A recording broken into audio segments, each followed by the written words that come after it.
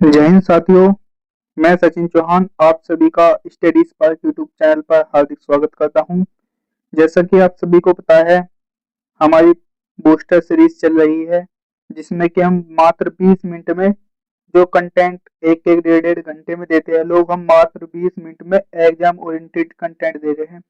तो मैं बस आज आपको थोड़ी सी बताना चाहूंगा कि आपको एग्जाम के हिसाब से पढ़ने के लिए तो बहुत कुछ है, लेकिन मेहनत हर कोई करता है, लेकिन आपको स्मार्ट स्मार्ट स्टडी करनी है।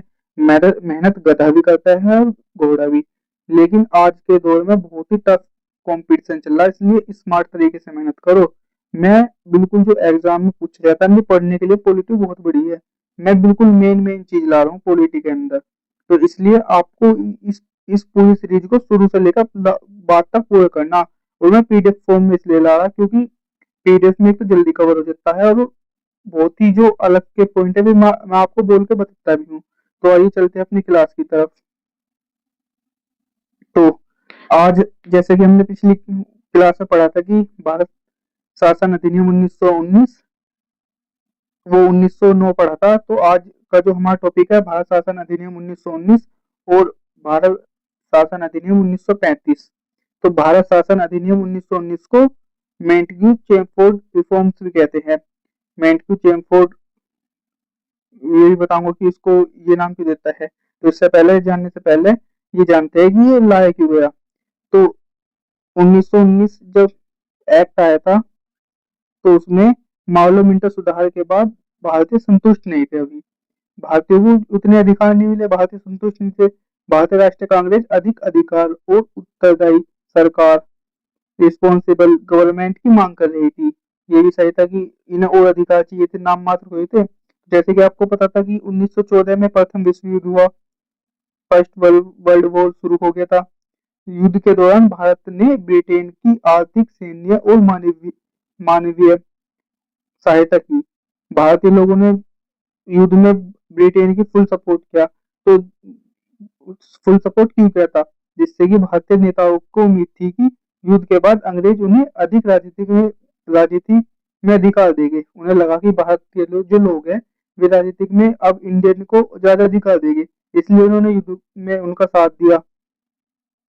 तो इसी के बाद एक आया 20 अगस्त 1917 को, मेंटकी ने घोषणा की। मेंटकी जो उस टाइम पे उस टाइम पे मेंटकी घोषणा की एक, तो ब्रिटेन के भारत सचिव एडविन मेंटकी ने घोषणा की कि भारत में क्रमिक रूप से उत्तरदायी शासन स्थापित किया जाए।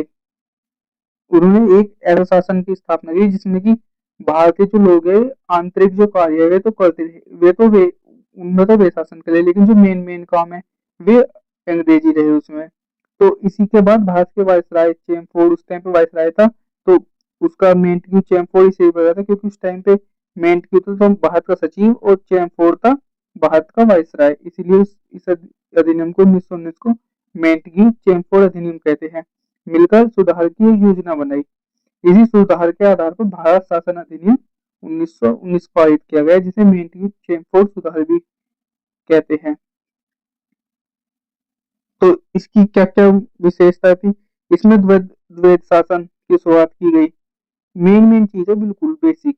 जैसे द्वैध शासन की शुरुआत की गई, प्रांतों में विषयों को दो भागों में बांटा गया, आरक्षित विषय और हस्तांतरित विषय। इस ट्रांसफर सब्जेक्ट और रिसीव विषय, इसमें जो ये आरक्षित विषय थे ये तो थे अंग्रेजों के पास, जितने भी अंग्रेज अधिकारी थे। जो हस्तांतरित विषय थे ये थे भारतीयों के पास। आरक्षित विषय क्या थे? जो क्या थे मतलब ये तो मैं आपको बताऊंगा। जो आरक्षित विषय थे इन पे जो था जवाबदेही देने, यदि ये जवाबदेही का कोई अधिकार नहीं था कि आपकी मर्जी, आप इसकी आपको कोई अधिकार नहीं है कि आप जवाबदेही दोगे, लेकिन हस्तांतरित विषय पर आपको जवाबदेही देनी पड़ेगी। जैसे कि मैं समझता हूँ, जैसे लोकसभा है तो उसमें एक आर्टिकल आता है, तो उसमें बताते हैं कि प्रधानमंत्री और मंत्रिपरिषद लोकसभा के प्रति उत्तरदायी रह रहा है। तो उसी तरीके से हस्तांतरित विषय में भी मान सकते हैं आप। तो आरक्षित विषय, इसमें कौन क्या क्या चीज आती थी? इसमें पुलिस आती थी, न्याय, भूमि राष्ट्र भूमि राजस्व, सिंचाई, जो कि अंग्रेज और गवर्नर जनरल के पास रहती थी। जितनी भी अंग्रेज अधिकारी थी ये उसी के पास रहती थी। दूसरी थी हस्तांतरित है, इसके अंदर थी शिक्षा, स्वास्थ्य, स्थायी स्वशासन, कृषि, उद्योग, जो कि भारतीय मंत्री जो भी भारत में उस टाइम पे नेता थे उनके पास रहती थी। तो इसमें जो द्वैध शासन था ये सिर्फ प्रांतों में लगा, ये अभी केंद्र में नहीं लगा। केंद्र में नहीं लगा, केंद्र में दूसरा शासन लगेगा, इसको केंद्र में नहीं लगा, ये सिर्फ प्रांत में लगा। केंद्र में लगता है केंद्रीय द्विसदनीय विधानमंडल की स्थापना की थी केंद्र में जो कही गई द्विसदनीय विधानमंडल की, जिसे राज्य परिषद और केंद्रीय परिषद कहा गया। पहली बार केंद्र में दो सदनों की व्यवस्था की गई। जो राज्य परिषद था वो तो था उच्च सदन, और जो केंद्रीय परिषद था वो तो निम्न सदन। जैसे कि अब होगी राज्यसभा और लोकसभा, ये हो गया उच्च सदन और ये हो गया निम्न सदन। ठीक है, समझ में तो आपको आ रहा होगा ना। इसी इसी के अंदर मताधिकार का विस्तार किया गया, मतलब मत का जो थोड़ा सा विस्तार वो है वो बढ़ाया गया कि पहले कुछ मत कर दिया था, लेकिन मत जो अभी थे ना वो कुछ शिक्षित, संपन्न और करदाता भारतीयों को मत का ही अधिकार था। ऐसा नहीं कि हर कोई दे सकता था, जो मतलब उनको टैक्स पे करता था या उनको उनके हिसाब से चलता था वही मत दे सके थे। और इसमें एक होता जो रुको जो मैंने बताया ना द्वैध शासन, नहीं ये द्वैध शासन, ये ये भी पूछ सकता है कि कितने प्रांतों में लागू हुआ। ये 8 प्रांतों में लागू हुआ था। द्वैध शासन सबसे पहले 8 प्रांतों में लागू हुआ, है ना, ये भी पूछ सकता है, तो इसको थोड़ा याद रखना। तो हम कहाँ आ गए थे, हम आ गए मताधिकार। कुछ शिक्षक, इसमें जो मताधिकार का होता कुछ शिक्षित, संपन्न और करदाता जो उन्हें टैक्स पे करते थे उन्हीं को अधिकार था, लेकिन सार्वभौमिक वयस्क मताधिकार अभी नहीं दिया। इन्होंने सबको मत देने का अधिकार मतलब था ही नहीं अभी तक। तो इसमें ही पृथक निर्वाचन का विस्तार किया गया। जैसे मैंने बताया था कि आपको 1909 अधिनियम में कि मुसलमानों को जो मतलब मोमडन थे उनको पृथक निर्वाचन सबसे पहले दिया गया था। तो औरों ने भी मांग उठाई, जो अदर वे थे उन्होंने भी कहा कि हम भी अपने कास्ट या अपनी उस धर्म के लिए हम यदि लड़ेंगे। तो इसमें यही था कि यदि कोई कोई विशेष समुदाय का व्यक्ति इलेक्शन लड़ रहा तो उसको विशेष समुदाय के लोग ही वोट कर सकते हैं। तो और समुदाय के लोगों ने भी आवाज उठाई कि हमें भी ये अधिकार मिलना चाहिए, तो उन्हें भी, तो अन्य समुदाय के लोगों को भी निर्वाचन की सुविधा दी गई इस भारत शासन अधिनियम 1919 में। इसी में ही लोक सेवा आयोग, पब्लिक सर्विस कमीशन, जो कि आगे चलकर यूपीएससी, यो ली आयोग की सिफारिश पर बनाया गया था। लोक सेवा आयोग, पब्लिक सर्विस कमीशन, इसकी इसी अधिनियम के आधार पर 1926 में प्रथम लोक सेवा आयोग की स्थापना की गई। ये लोक सेवा आयोग 10 अक्टूबर 1926 को गठन हुआ था, जो कि आज के टाइम पे यूपीएससी उसी विकास क्रम का परिणाम है। मैंने बताया ना कि 1950 के बाद इसको यूपीएससी में बदल दिया। तो इसमें पूछ सकता है आपसे, तो 2-3 क्वेश्चन पूछ सकता है। जैसे कि ये पूछेगी भारत का पहला मतलब लोक सेवा आयोग का पहला अध्यक्ष कौन था, तो उसका पहला अध्यक्ष था रास बारकर। रास बारकर जो था इसका पहला अध्यक्ष था। ये भी पूछ सकता है कि पहला भारतीय कौन था, पहले थे H.K. कृपलानी, पहले पहले अध्यक्ष थे H.K. कृपलानी,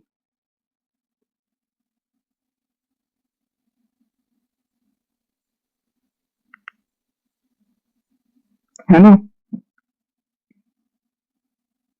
अरे यार ये पेन कृपलानी जो इसके पहले भारतीय अध्यक्ष थे, है ना। तो अब उसमें पूछ, अब एक एक आपको करंट अफेयर भी बता सकता हूँ। जैसे कि आप पूछ सकते हैं कि वर्तमान यूपीएससी का अध्यक्ष कौन है? तो जो वर्तमान यूपीएससी के अध्यक्ष है वे है डॉक्टर अजय कुमार, जो कि केरल में 1985 में आईएएस थे। 1985 बैच के आईएएस अधिकारी है, जो इसके पंचम यूपीएससी के आयोग के अध्यक्ष है। तो इसमें प्रांतीय बजट अलग किया गया, केंद्र और प्रांत में बजट को अलग अलग प्रस्तुत करने की व्यवस्था की गई इसी भारत शासन अधिनियम 1919 में। और उच्च उच्चायुक्त हाई कमिश्नर ऑफ इंडिया, इसमें ब्रिटेन में भारत के हितों का प्रतिनिधित्व करने के लिए हाई कमिश्नर के पद की व्यवस्था की गई, जिससे कि ब्रिटेन में वहां पे जो भारत के हितों को रखा जाए, वहां पे हाई कमिश्नर का गठन किया गया। तो इसकी कमियां क्या क्या थी? ये बेटा मतलब इसमें कुछ ना कुछ कमी होगी, जिससे कि आगे चलकर एक और भारत शासन अधिनियम आएगा, तो उसमें इसमें क्या था, इसमें द्वैत शासन सफल नहीं हुआ, जो कि आगे जाके उसको हटा दिया जाएगा। गवर्नर के पास बहुत अधिक शक्ति थी, जो गवर्नर था। भारतीय मंत्रियों के अधिकार सीमित थे, उन्हें जवाबदेही का भी अधिकार था, अंग्रेजों को जवाबदेही का अधिकार नहीं था।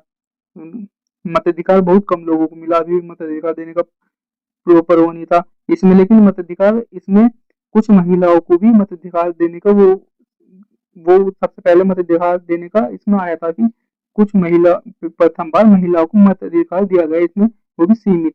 ये भी ऐड कर लेना कि सीमित महिलाओं को पहली बार इसी में भारत शासन अधिनियम 1919 में दिया गया था कि महिलाओं को वोट देने का अधिकार इसी ये रह गया था। वास्तविक सत्ता अभी भी अंग्रेजों के हाथ में थी, अभी भी अंग्रेजों के राज था प्रॉपर तरीके से। तो इसी को देखते हुए तो नेक्स्ट भारत शासन अधिनियम में आएगा, तो इसमें जो एग्जाम बूस्टर फैक्ट है वे देख लेते हैं। तो अधिनियम था 1919, इसको मैंटली चैम्प फोर्स भी कह देते हैं। इसमें द्वैत शासन आया था जो प्रांतों में लागू था, तो इसमें द्विसदनीय व्यवस्था थी केंद्र सरकार में, और प्रथम लोक सेवा आयोग पब्लिक कमीशन, जिसको आगे चलकर यूपीएससी में बदल जाएगा, वो भी इसी में स्थापना की गई थी 1936 में। तो भारत शासन अधिनियम को पढ़ते हैं। तो भारत शासन अधिनियम में से पहले थोड़ा सा बैकग्राउंड जानते हैं। जब 1919 का सुधार में एक चीज कही गई थी कि 10 वर्ष बाद एक वैधानिक आयोग बनाया जाएगा, जो भारत शासन अधिनियम 1919 की समीक्षा करेगा, वो इसको देखेगा इसमें कुछ गड़बड़ तो नहीं हुई। तो उसी पर ये साइमन कमीशन इसी साइमन कमीशन का गठन किया गया, जिसमें सारे के सारे अंग्रेज बनते थे। तो इसी को जब भारतीय को पता लगा, तो भारतीय ने इसको बहिष्कार किया, इसको मना किया भारत में आने से। तो इसमें जैसे कि आपको पता है कि लाला लाजपत राय ने जब ये आया भारत 1927 में बना था, तो 1927 में आया, तो लाला लाजपत राय ने इसको बहिष्कार किया। तो साइमन गो बैक के नारे लगाए, तो उस टाइम पे जो स्कोट था उसके आदेश पर सब इस सैंडर ने सारी भीड़ पे लाठीचार्ज कर दी थी। तो जब लाठीचार्ज होगी, तो इसी दौरान जो लाला लाजपत राय जी, उनकी मृत्यु हो गई थी।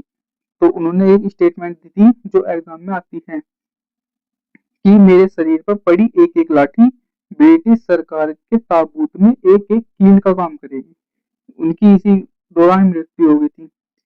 तो साइमन कमीशन गो बैक में ही तो ये भारत में प्रॉपर तरीके से हो नहीं पाया। तो फिर ब्रिटेन ने भारतीय जो नेता थे उनको चैलेंज करा कि तुम अपने देश में अपना संविधान बना नहीं सकते। तो भारतीय जो नेता थे उन्होंने चैलेंज को एक्सपेक्ट किया और कहा कि हम बना लेंगे। तो इसी के दौरान एक नेहरू रिपोर्ट आई थी 15 अगस्त 1928 को। नेहरू रिपोर्ट पेश की गई थी 15 अगस्त 1928 को, जिसे कि जिन्ना ने स्वीकार करने से मना कर दिया था, जिन्ना ने इसको स्वीकार नहीं किया था।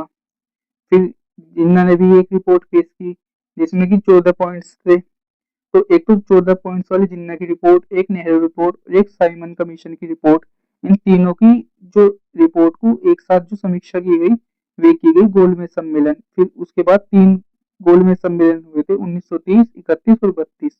इन्हीं तीनों गोलमेज सम्मेलन में इन तीनों रिपोर्ट की समीक्षा की गई और उसके बाद एक श्वेत पत्र व्हाइट पेपर के द्वारा जिस जैसी प्रक्रिया के बाद 1935 अधिनियम, भारत शासन अधिनियम 1935 को लागू किया गया। और ये शासन अधिनियम यह ब्रिटिश काल का सबसे बड़ा संवैधानिक सुधार था। इसमें जो थे 321 तो धारा थी और कुल 10 अनुसूची थी इस अधिनियम में। और गोलमेज की दो एक फैक्ट और बता दो, वैसे तो इतिहास के पार्ट है कि तीनों गोलमेज में सम्मेलन होने वाले थे। तीनों गोलमेज में सम्मेलन होने वाले व्यक्ति थे डॉक्टर बी आर अम्बेडकर, और जो कांग्रेस थी उसकी साइड से गांधी जी गए थे, वो सेकंड गोलमेज में वो शामिल नहीं हुए थे, वो बीच में से आ गए थे 1931 वाले में। ये इसके फैक्टर। तो यह ब्रिटिश काल का सबसे बड़ा संवैधानिक था। इसमें 321 धाराएं थी और 10 अनुसूची थी। तो इसी को जब ये भारत शासन अधिनियम 1935 को, तो नेहरू जी ने इसको गुलामी का नया चार्टर कहा था। जब पूछता है कि जो वे थे नेहरू जी, उन्होंने भारत शासन अधिनियम को क्या कहा था, तो उन्होंने कहा था कि गुलामी का नया चार्टर है। तो इसकी भारत शासन अधिनियम 1935 की कुछ विशेषताएं पढ़ते हैं, जैसे कि प्रांतीय स्वेच्छा, प्रांतों में द्वैत शासन को समाप्त किया गया। जैसे मैंने बताया था कि पहले द्वैत शासन प्रांतों में आ गया था, प्रांतों को अधिक स्वतंत्रता भी दी गई। प्रांतों में द्वैत शासन खत्म कर दिया, अधिक स्वतंत्रता भी दी गई प्रांतों में, जो जिसमें वे विषय बांटे गए थे उनमें और वे दी। अब यह सबसे महत्वपूर्ण विषय 1919 में लागू द्वैत शासन को प्रांतों में उसे समाप्त कर दिया गया। जैसे मैंने बताया था कि द्वैत शासन आया था, उसको समाप्त कर दिया। प्रांतों को अपने विषय पर अधिक स्वतंत्रता दी, जो प्रांतों के अपने विषय उन पर अधिक स्वतंत्रता दी। निर्वाचित मंत्रियों को अधिक जिम्मेदारी मिली, जो वोट के द्वारा आए गए चुन के, उनको अधिक जिम्मेदारी दी गई। अखिल भारतीय संघ, ऑल इंडिया फेडरेशन का प्रस्ताव, इस अधिनियम में एक संघ बनाने की योजना बनाई गई, जिसमें शामिल हो गए ब्रिटिश भारत के प्रांत और देशीय। लेकिन ये लागू नहीं हो पाई, ये संघ कभी भी लागू नहीं हुआ, ये कैंसिल ही हो गया। तो इसमें सत्ता का विभाजन भी किया गया, जैसे केंद्र प्रांतों के सत्ता का विभाजन किया गया। जब वो उसको लागू नहीं कर पाए, फिर उन्होंने सत्ता का विभाजन किया। इसमें एक तो संघ सूची, प्रांतीय सूची और संवर्ती सूची, जो आज प्रेजेंट में भी सूची हमने अपनाई है, वो भारत शासन अधिनियम 1935 से ली गई है। जो संघ सूची है वो तो केंद्र के विषय बनाएगी, प्रांतीय सूची राज्य के विषय बनाएगी, और संवर्ती सूची केंद्र और राज्य दोनों के विषय बनाएगी। इनके भी संबंध का कार्य करेगी केंद्र और राज्य के बीच। तो इसमें द्विसदनीय व्यवस्था का विस्तार तो कुछ प्रांतों में भी विधान परिषद की व्यवस्था की गई। कुछ प्रांतों में विधान परिषद की व्यवस्था की गई, जैसे राज्यसभा होती है, ऐसी ही कुछ विधान परिषद की व्यवस्था की गई। संघीय न्यायालय की इसी के द्वारा संघीय न्यायालय की स्थापना की गई थी। 1937 में भारत का पहला संघीय न्यायालय बनाया गया, जो आगे चलकर सर्वोच्च न्यायालय बन जाएगा। तो उसमें पूछता है कि जो संघीय न्यायालय है किस शासन अधिनियम से, तो ये बना भारत शासन अधिनियम 1935 से, और कब बना 1937 में। ये दोनों फैक्ट पूछ सकता है एग्जाम में। तो इसमें आरबीआई की स्थापना की। देखो आरबीआई से 3 क्वेश्चन मिल सकते हैं कि आरबीआई अधिनियम, यदि पूछे कि आरबीआई एक्ट से कौन सा था, तो आरबीआई एक्ट था 1934, और पूछे भारत शासन अधिनियम कौन से बना, तो 1935, और कब बना ये बना 1935 से। 3 अलग अलग फैक्ट है। 1935 में रिजर्व बैंक ऑफ इंडिया की स्थापना की गई। निर्वाचन व्यवस्था का विस्तार किया गया। मतदाताओं की संख्या बढ़ाई गई, लेकिन सभी वयस्कों को अभी भी मत का अधिकार नहीं दिया इन्होंने, लेकिन मतदाताओं की संख्या बढ़ाई गई इसमें। और इसमें एक और काम हुआ था, इसमें जो बर्मा है ना, बर्मा, उसको भारत से अलग कर दिया गया। जो बर्मा देश है 1937 में भारत से अलग कर दिया। भारत शासन अधिनियम था 1935 और 1937 में उसको अलग कर दिया। जो ये बताया था मैं, संघीय न्यायालय, इसमें जो संघीय न्यायालय था इसमें ना एक तो मुख्य न्यायाधीश था, एक मुख्य न्यायाधीश और उसके साथ छह अन्य न्यायाधीश थे। और जो इसमें फर्स्ट मुख्य न्यायाधीश था वो तो मोरिस गावरे, गावे इसका पहला मुख्य न्यायाधीश था।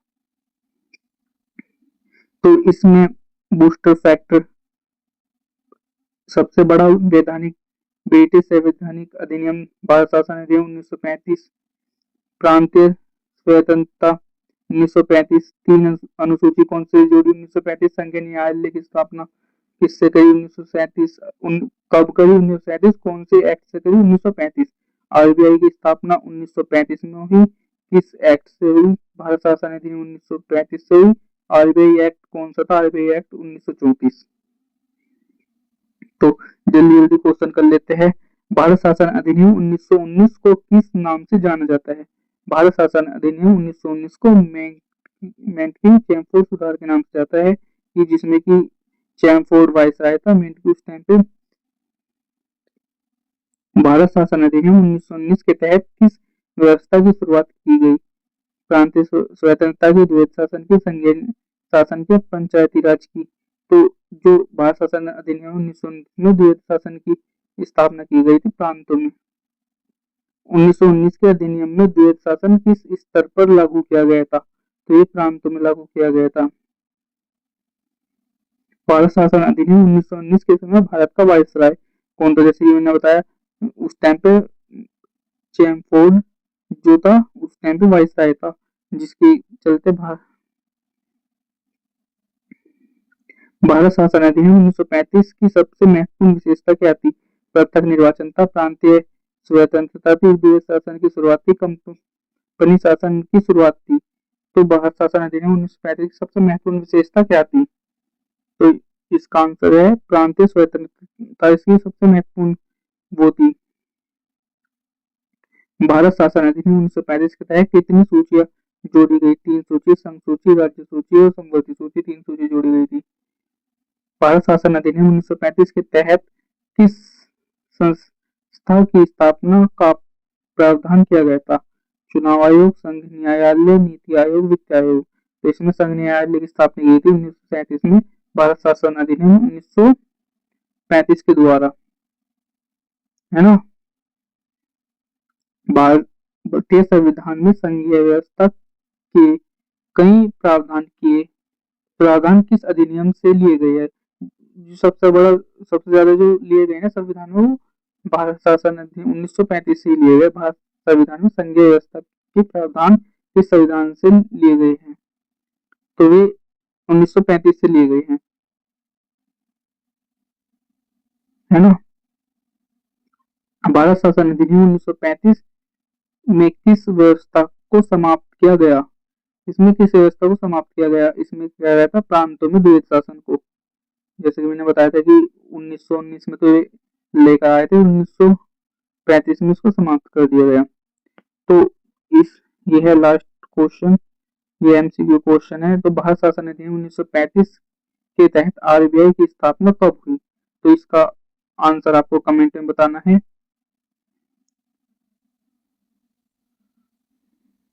है ना। तो आई होप आपको क्लास पसंद आई हो। तो आपके लिए 2 लाइन हो जाए आज। हौसलों के तरकस में कोशिश का वह तीर जिंदा रखो, हौसलों के तरकस में कोशिश का वह तीर जिंदा रखो, हार जाओ चाहे जिंदगी में सब कुछ, हार जाओ चाहे जिंदगी में शायद सब कुछ, फिर से जीतने की उम्मीद जिंदा रखो। तो आई होप आपको क्लास पसंद आई हो। यदि आपको क्लास पसंद आई हो तो लाइक करें, कमेंट करें, और हमारी क्लासेस से जुड़ने के लिए हमारे चैनल को सब्सक्राइब कर ले। और आपको कोई भी सजेशन हो तो आप कृपया कमेंट कर सकते हैं। आपके जो भी सजेशन होगा हम उसको नेक्स्ट वीडियो में सुधारने की कोशिश करेंगे। थैंक यू, धन्यवाद।